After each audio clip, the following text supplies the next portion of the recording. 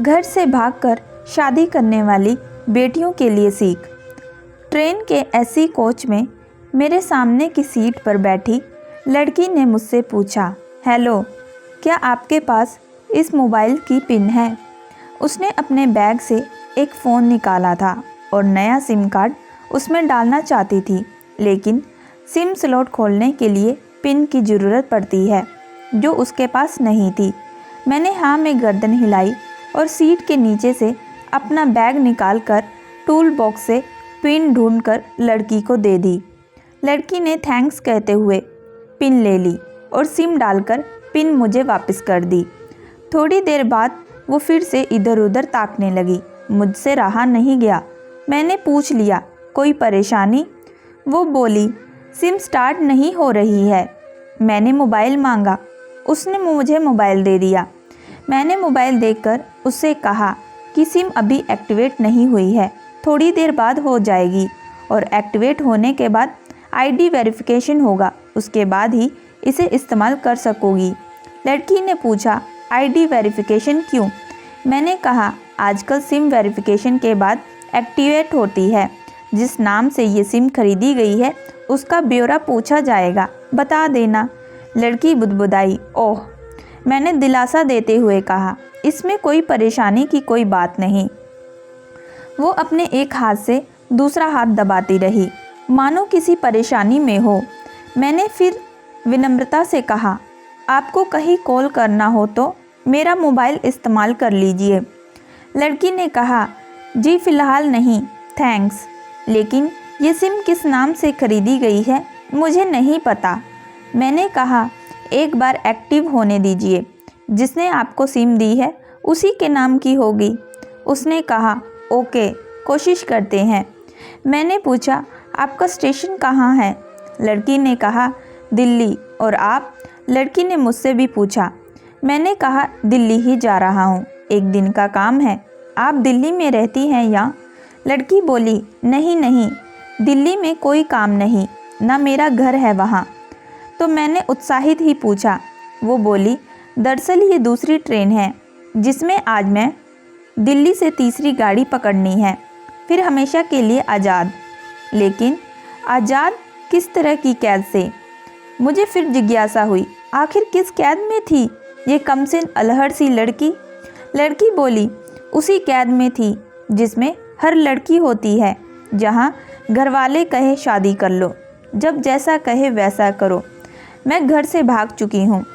मुझे ताज्जुब हुआ, मगर अपने ताज्जुब को छुपाते हुए मैंने ऐसे ही हंसते हुए पूछा, अकेली भाग रही हैं आप? आपके साथ कोई नज़र नहीं आ रहा? वो बोली, अकेली नहीं, साथ में है कोई। कौन? मेरे प्रश्न ख़त्म ही नहीं हो रहे थे। दिल्ली से एक और ट्रेन पकड़ूंगी, फिर अगले स्टेशन पर वो मिलेगा और उसके बाद हम किसी को नहीं मिलेंगे। मैंने कहा, ओह, तो ये प्यार का मामला है? लड़की ने कहा, जी। मैंने उसे बताया कि मैंने लव मैरिज की है।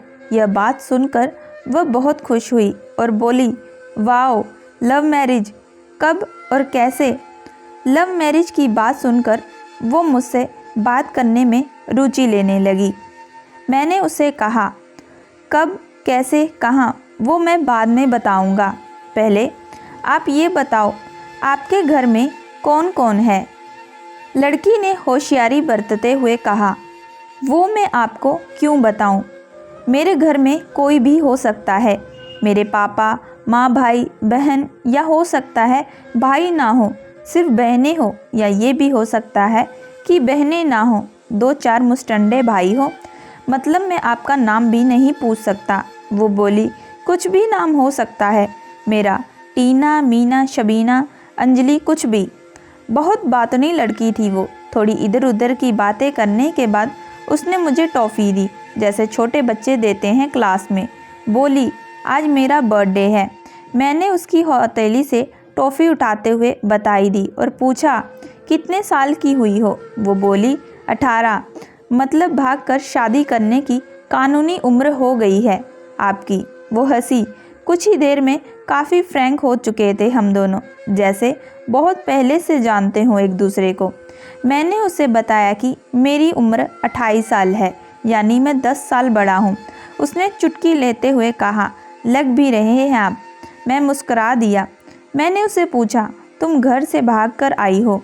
तुम्हारे चेहरे पर चिंता के निशान जरा भी नहीं है।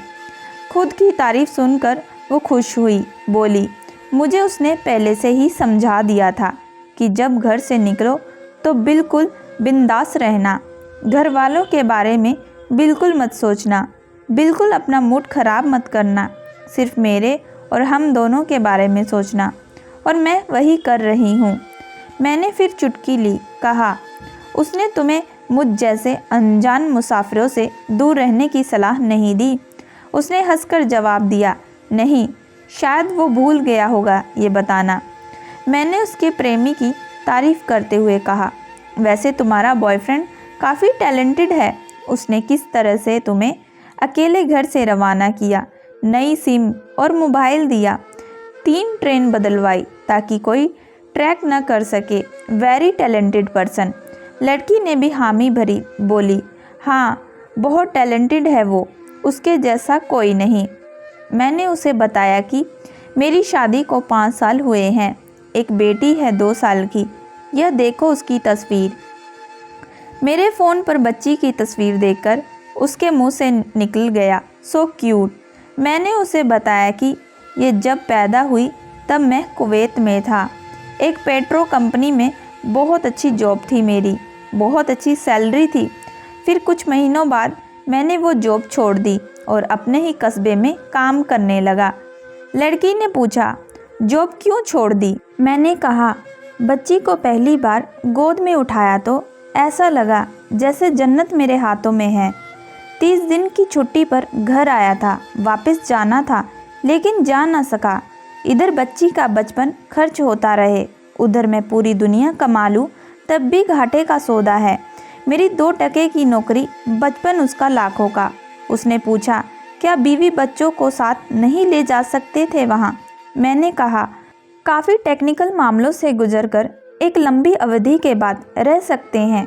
उस वक्त ये मुमकिन नहीं था, मुझे दोनों में से एक को चुनना था, आलीशान रहन सहन के साथ नौकरी या परिवार। मैंने परिवार चुना। अपनी बेटी को बड़ा होते देखने के लिए मैं कुवैत वापस आ गया, लेकिन अपना इस्तीफा देकर लौट आया। लड़की ने कहा, वेरी इम्प्रेसिव। मैं मुस्कुराकर खिड़की की तरफ देखने लगा।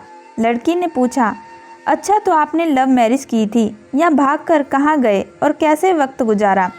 उसके हर सवाल और बात में मुझे महसूस हो रहा था कि लड़की लक्कड़पन के शिकार पर है, बिल्कुल नासमझ। मैंने उसे बताया कि मैंने भागकर शादी नहीं की, उसके पिता ने पहली बार ही मुझे देखकर रिजेक्ट कर दिया। उन्होंने आपको रिजेक्ट क्यों किया? लड़की ने पूछा। मैंने कहा, रिजेक्ट करने की कुछ भी वजह हो सकती है। मेरी जाति, मेरा धर्म, मेरा कुल, कबीला, घर परिवार, नस्ल या नक्षत्र, इन्हीं में से कोई काट होती है जिसके इस्तेमाल से जुड़ते ही रिश्तों की डोर को काटा जा सकता है। बिल्कुल सही। लड़की ने सहमति दर्ज कराई और आगे पूछा, फिर आपने क्या किया? मैंने कहा, मैंने कुछ नहीं किया। खुशबू ने मुझे कहा कि भाग चलते हैं। मेरी वाइफ का नाम खुशबू है। मैंने 2 टूक मना कर दिया। वो 2 दिन तक लगातार जोर देती रही कि भाग चलते हैं। मैं मना करता रहा। मैंने उसे समझाया कि भागने वाले जोड़े में लड़के की इज्जत और शान पर कोई खास फर्क नहीं पड़ता, जबकि लड़की का पूरा कुल धुल जाता है। जो लड़की प्रेमी संग भाग रही है वो उल्टा कहलाती है। मोहल्ले के लड़के उसे चालू किस्म की कहते हैं। बुराइयों के तमाम शब्दकोश लड़की के लिए इस्तेमाल किए जाते हैं। मैं मानता हूँ कि लड़का लड़की को तोलने का यह दोहरा मापदंड गलत है, लेकिन समाज में है तो सही, ये नज़रिया गलत है मगर अस्तित्व में है। लोगों के अवचेतन मन में भागने वाली लड़की की बद्दी तस्वीर होती है। मैं तुम्हारी पीठ को छलनी करके सुखी नहीं रह सकता, तुम्हारे माँ बाप को दुखी करके अपनी ख्वाहिशें पूरी नहीं कर सकता।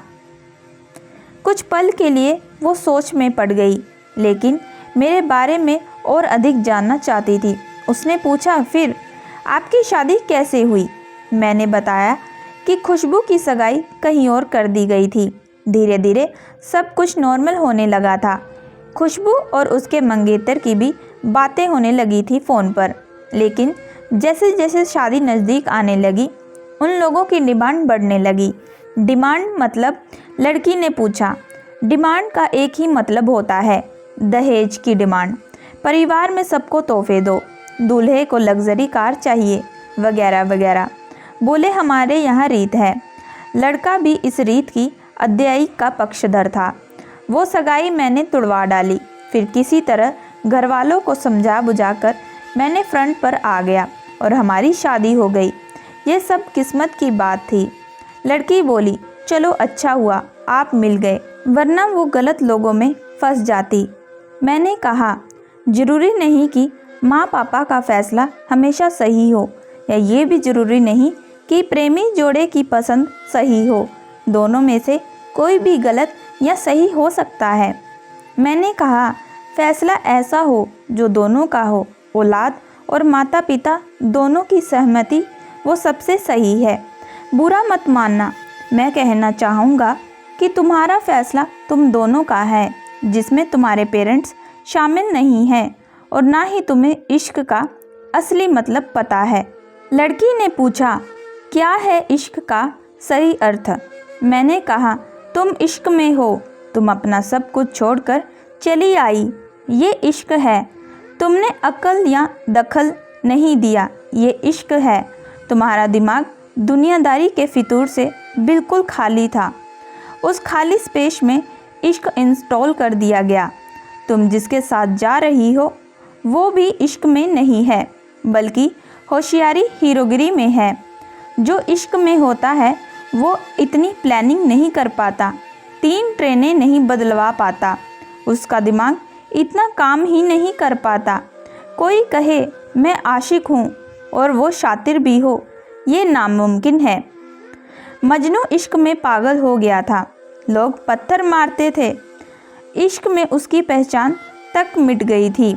उसे दुनिया मजनू के नाम से जानती है, जबकि उसका असली नाम कैस था, जो कभी नहीं इस्तेमाल किया जाता।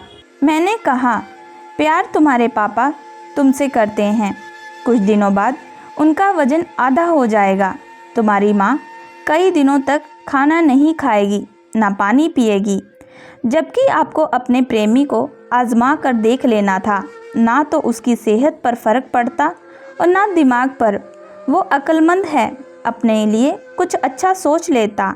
आजकल गली मोहल्ले के हर तीसरे लौंडे लपाटे को जो इश्क हो जाता है, वो इश्क नहीं, वो सिनेमा जैसा कुछ है। एक तरह की स्टंटबाजी, डेटिंग, कुछ करने का फितूर और कुछ नहीं। लड़की का चेहरे का रंग बदल गया। ऐसा लग रहा था वो अब यहाँ नहीं है। उसका दिमाग किसी अतीत में टहलने निकल गया।